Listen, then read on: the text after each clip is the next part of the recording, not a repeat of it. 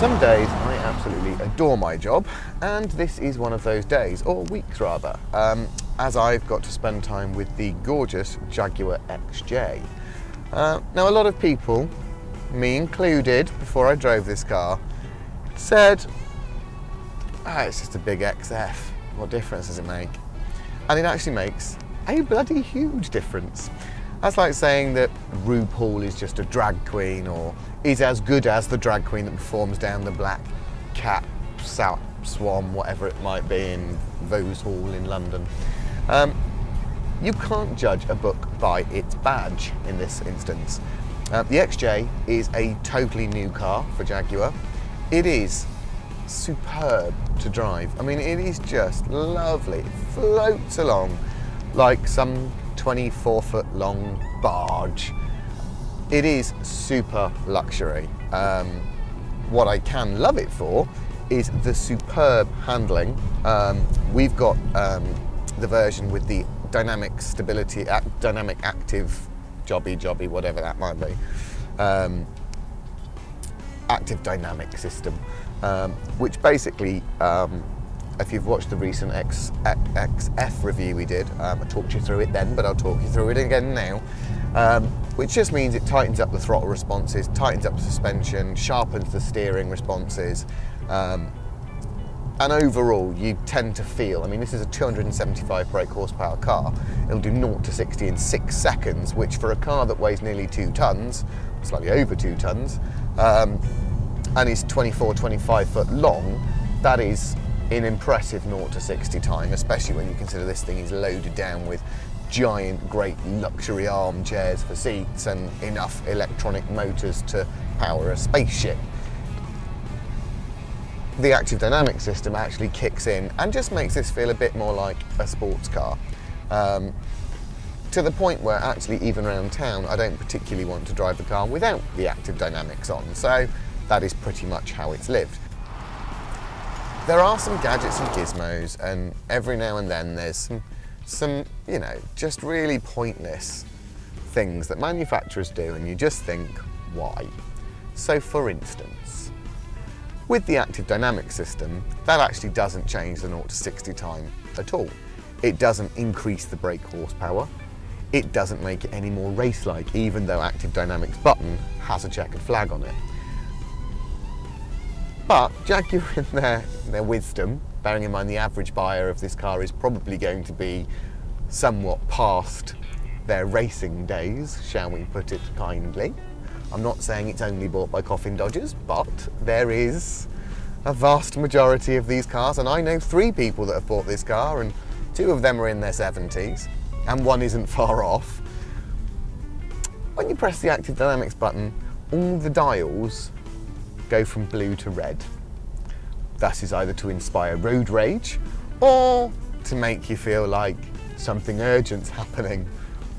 Doesn't make it that different, Jaguar. That may be a smidge over the top, but for me, as a 33-year-old man driving it, I absolutely bloody love it, because it does exactly what happens in an Evo when you press buttons and things change and go blue and flashy, or, well, that's what happens behind you when you're in an Evo, but when you're inside it, they change different colours and things, and suddenly you do feel like you're in a racing car.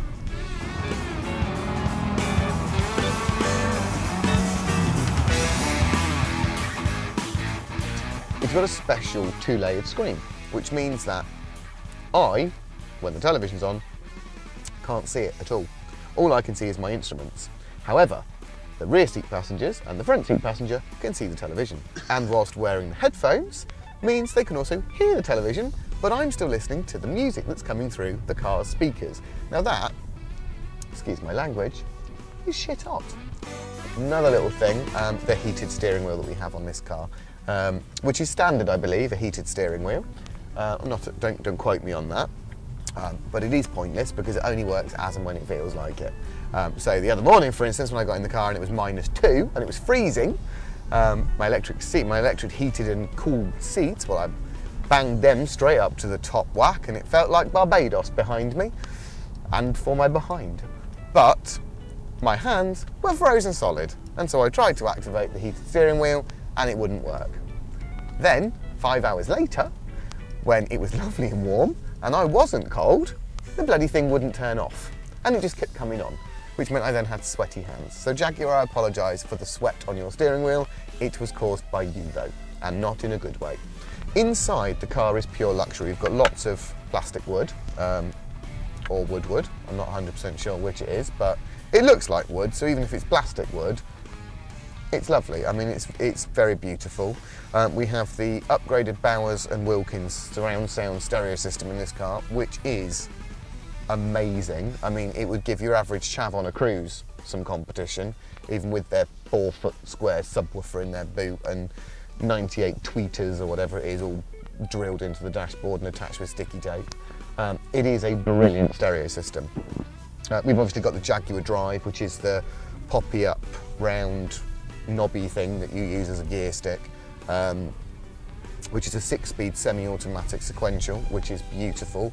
Paddle shift controls, which actually are very quick, unlike the XF, where I found them a bit lacking. In this car, they seem to have tightened that response up, especially with the afterburner on, which I'm going to turn off because I'm back in town now and I don't think we're likely to have any races. Not likely to have any races anyway.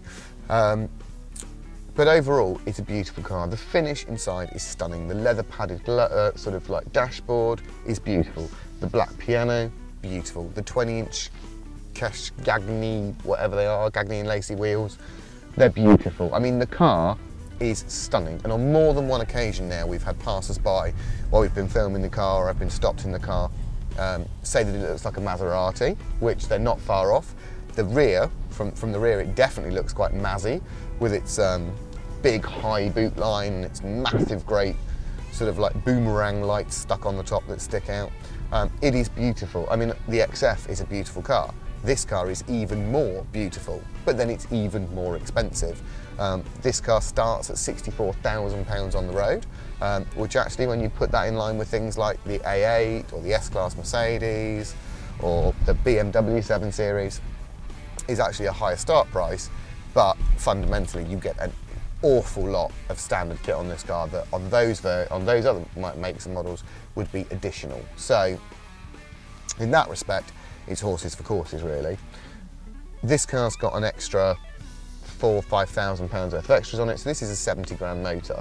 And for £70,000, it's rather beautiful. It's actually well worth the money. It isn't something that makes me think I'm being ripped off. It's a lovely car. I don't like the air vents, which I know is really, really pathetic. And they're meant to look like aviation jet engines and all that rubbish, but they're just a bit pointless. And they're also a bit stupid in the fact that the insides of them, where you have to twist to turn them on and off, are metal. And you've got baking hot air blowing through them. And the climate control in the car is superb. It has the ability to turn the inside of this car into a sauna in about 3 minutes, which again, on cold mornings is fantastic. But it does mean that they get super hot, which means it's great fun trying to turn those off, which is actually a fault that Bentley have with the Continental, is that the insides are metal, so when you actually want to move the damn things, you have to burn your fingers to do it, which is just such a total oversight. And on this level of car is something that should really, really be addressed before it went to market. But quelle surprise, you know, it's all style. We do love the beautiful Jaguar Crystal Effect XJ clock. The widescreen is phenomenal, both for television, the DAB television and the DAB radio. The sound quality through the upgraded stereo is amazing. There's bucket loads of safety features. Touchscreen lights, which is also nice up here. If I touch this, ooh, it's all touchscreen, it's like magic. But again, that brings me on to another downside. We have no idea how to turn the lights on in this car. When you open the door at night, it is pitch black inside, and we have no clue how to turn those lights on, so when you open the door, they turn on. We've pressed everything in this car, we've touched everything. We've gone through the setup menu on the TFT flat screen. Nothing, not an option for it. I've turned every knob, button, twizzled everything, twisted everything, and nothing. Not a bloody dicky bird. So, one assumes that is probably just a fault with this car, that it isn't something that's, you know, as standard is like that. But no, I mean, overall, there are much worse ways you could spend £70,000. It's a beautiful car, it is stunning to look at. It grows on me every single day. When it was delivered, I thought it was beautiful and I loved it, and tomorrow it goes, and those 7 days have made a huge difference because every single day I fall just that little bit more in love with it. The drive is superb. The suspension is, yeah, the suspension's great. It could do, to be fair, with being a little bit softer.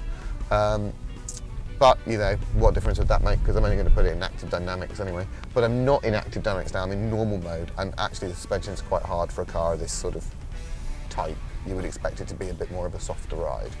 The handling's superb. The driver feedback is brilliant. It's rear wheel drive, the same as its little brother, the XF. It suffers with exactly the same problem because it's a 275 brake horsepower rear wheel drive land barge, which is when you floor it, the rear wheels spin. If you slam your foot down on the accelerator to get out of a tight space or a tight junction or out of danger, it tends to fishtail a little bit, which again, all adds to the driving experience, and it's actually nice in a car of this size to have that little bit of danger, which actually isn't that dangerous at all, but it feels like it. Overall, I love it. I'd have one tomorrow. Would I pay for it? Probably not. But, you know, I would recommend others to do it. I would recommend others to pay £70,000 for this car because I actually believe it's totally worth its money. And it's a bloody solid choice if you're looking for something to ferry the kids around in, or just to look that little bit more expensive and that little bit posh.